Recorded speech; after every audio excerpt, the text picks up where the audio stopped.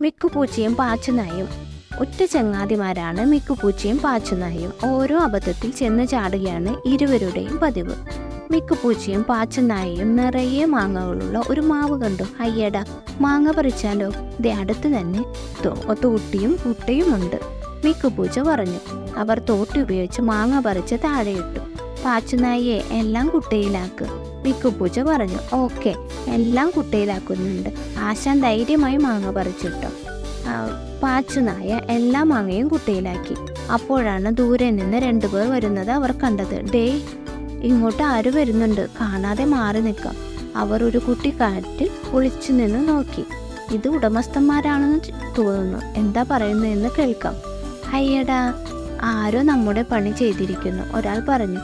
അതെ, പണിയെടുക്കാതെ കാര്യം നടന്നു, മറ്റയാൾ ചിരിച്ചു. എങ്കിൽ നമുക്കിത് മുതലാളിയെ ഏൽപ്പിച്ച് പണി ചെയ്ത കൂലിയും വാങ്ങിപ്പോവാം. 2 പേരും കുട്ടയും തോട്ടിയുമായി നടന്നു. ഇത് കണ്ട